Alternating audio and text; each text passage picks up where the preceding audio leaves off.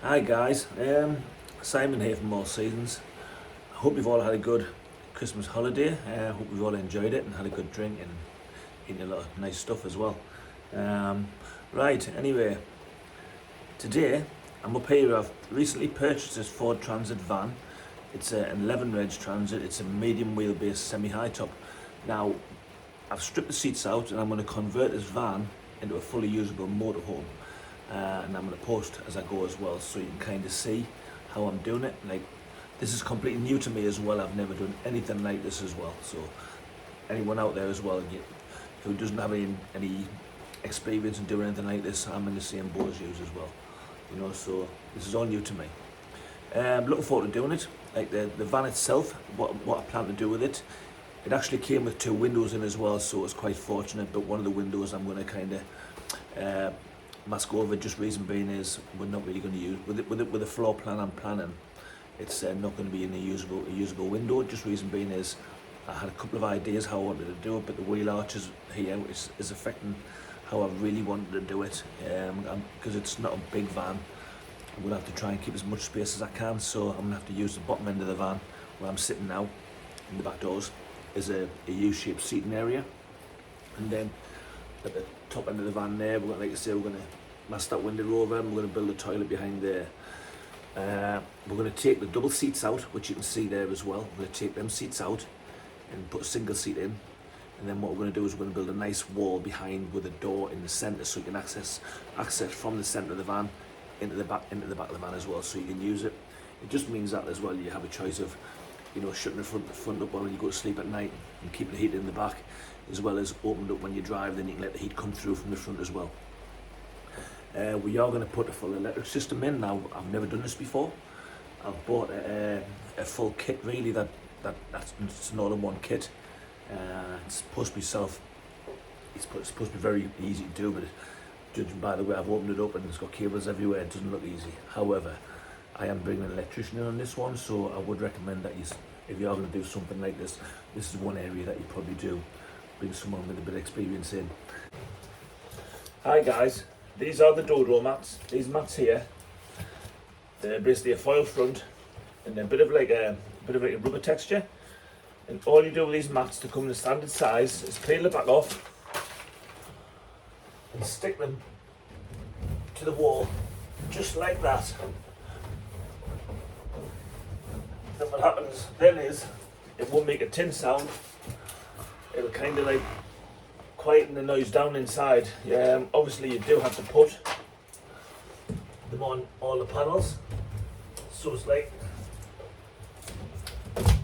get them on the panels there and basically cut them to shape if you like. If you want to just put them on, as long as it's not going to get in the way really, and that'll go in there like that.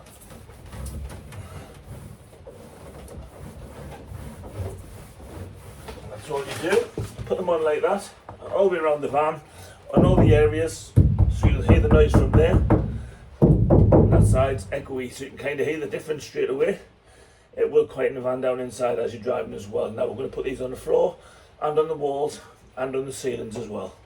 Alright, I'll put the dodo mats are now in on the walls, in there, on the ceiling as well, and on the side walls here.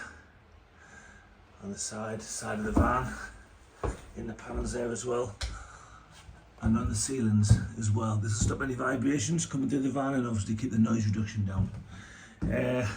I didn't have a lot of these, I had one pack, so what I've done is I've put a few on the floor, but the insulation I'm going to put down on the floor is actually rubber backed as well, so it'll actually do the same job really as the dodo mat technically.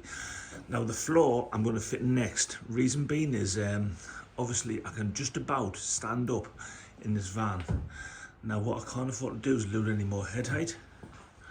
I need to keep as much head height as possible, so I'm going to put the insulation on the floor and then I'm going to board over it, and then I'm basically going to self-tap into the floor as well. It's I know a lot of people tend to put like timbers through the grooves and things and stitch down to that, but I can't really afford to lose any head height. Now I have seen it done this way quite a few times as well, so I suppose every job you're going to see is going to be different as well, and I suppose it's each to their own. and finding your own way around to keep us, obviously we're fighting for space here and we're fighting for head height as well. So that's the way we're going to do it. So I'm going to basically get the 12mm ply, get it all scribed in, remove it out, put the insulation in, then put the ply back down, mark where all the upstands are on these as well, these areas here, the upstands. Reason being is that's where nothing will be and your screws can go through and there'll be a void there, so you're not going to hit nothing that's going to be in your way of the vehicle, really, any brake pipes or anything like that that's going to be coming through. Alright, I've got the first section of floor in here. So as you can see here, that's the first square cut against the floor there. I'm working off the square edge there because I find it easier just to push it back, it's squared in. Now what I've done is I've had the off cut of that cut there is here now. Now what I'm going to do is create a template around this wheel arch here. So you're going to need a sliding bevel, a square, and possibly a bigger square as well.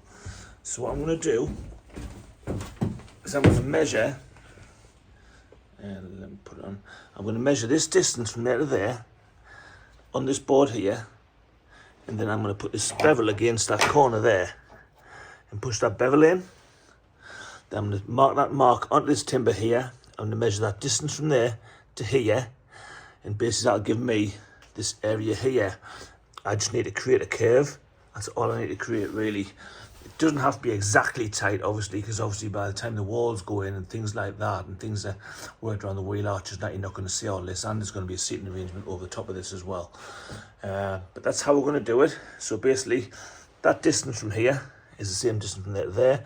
Going to come across here, apply that there to there, mark that on, mark that distance back, and square it off up there. And the same on the opposite side. So what we'll do is we'll measure the distance from here and the distance to there, and we'll put the same scribe onto all this and work all this scribe out, and then it'll just drop in, fingers crossed anyway. So yeah, that's how we're going to do it. Right, we've got that point from here to here. Right, this first line here was off a square because I needed to get this point here to that corner. Now what I've done is I put the sliding bevel on, which has given me that angle up to there. Right, now the distance from there to here is 185, right? But on checking, what I've done here is make sure this side is going to be square as well. It doesn't work in exactly on the square. So when I put the big square on there, it doesn't work up exactly square. So what I'm doing now is I'm going to use my spirit level against the wheel arch there.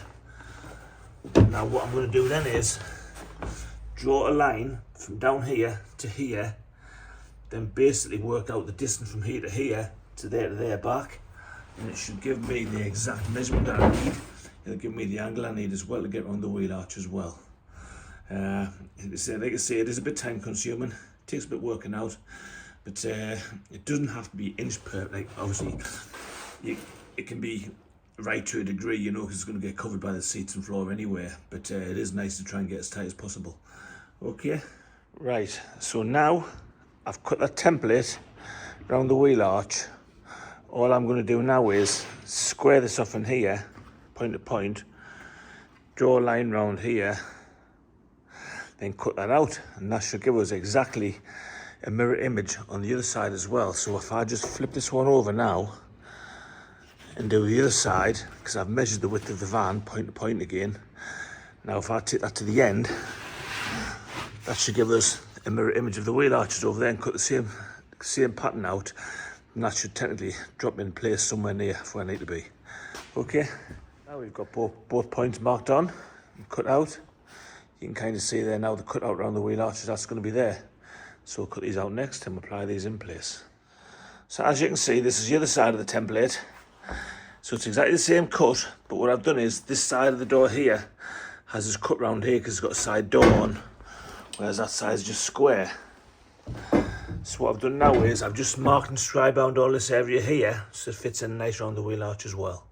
So basically, same method really, just measuring back from there to there, creating a square to there, measuring back the distance from there to there, measuring back, same foremost, basically just measuring up to there, and basically cutting back into your line of your scribe, which is just reversed over for the other side of the cut. This is exactly the same template I used on the other side of the wheel arch, which you saw before when I drew round, but all I've done is reversed it round. So what I'll do now is I'll draw around this, which I'll show you in a second. Right, so we've got that side of the wheel arch there, and that side of the wheel arch here. Now what we're going to do is use this template which we had before, apply that onto here, into the place of there, square it off on both sides, then mark this out here, on here, and just cut it out. Then that'll just basically it's a mirror image of the other side to here. I'm just going to cut that out there, and that should hopefully drop in down the bottom. Okay. Right, the insulation's on the floor now. The stuff I've used here is basically a foam back 12mm. It's foiled as well, so it's full insulated matting. So it's actually foiled back as well, and it's sticky back as well. So if you just peel it back off and it sticks. So what we've done is cut it all to size, peeled it back, and just stuck it to the floor, right through the van there, on top of the door mats as well, which are underneath as well. But this stuff will also be great for noise reduction as well. Right, now what I've also done is, as you can see here, now there's obviously grooves up the van there as well. So all of these marks I've put here is on top of the grooved areas, is the areas I can screw through with self-tapping screws when I come to put the floor down, which I'm going to do next. The floor's all cut now, ready just to drop straight on. So here we have now, last piece of the flooring. It's still loose, it's not fitting down, but you can see the insulation underneath the floor. And by the time it's all screwed down on the grooves, it's all fitted nice through as well. And like I say, by the time this is all secured down, it'll be lovely in there, quiet as well. And sorry, what I do want to show you is the electrical kit that we're going to use. It's called a Sergeant unit. Now this here has a 12-volt side and a 240-volt side, and it comes with all cables ready just to go in, basically on every end. So like on your lighting cables, everything's actually marked up as well on here as well. So your heater, your fan, your leisure battery. This will actually charge while you're driving as well. It'll charge your leisure battery, but it won't let you use any of the 12-volt facilities inside as well, or 240-volt for that matter as well. It won't let you use anything while you're driving. But when you stop and drive, then you turn it on, then basically you can use your 12-volt side, and you've also got your 240 side as well. So if you are going to be on a site and you're going to plug in for your 240 mains, this will connect up as well, so you can use your 240 side as well. Okay, that's what we're going to use. I've never used it before. It is supposed to be straightforward with all the plugs on the ends there, and they all fit in the bottoms as well, and link up in here as well. So I don't know how hard it is, but it's supposed to be straightforward. You do get a manual as well with different setups in it. I am going to work alongside my electrician on this as well. I do really want to, as much as it says it's straightforward, it still looks a little bit complicated to me. However, I will let you know in the final results what it is like to install as well. And obviously when it's all installed, fire any questions over. It is supposed to be a good bit of kit. It's about 320 quid for one of these.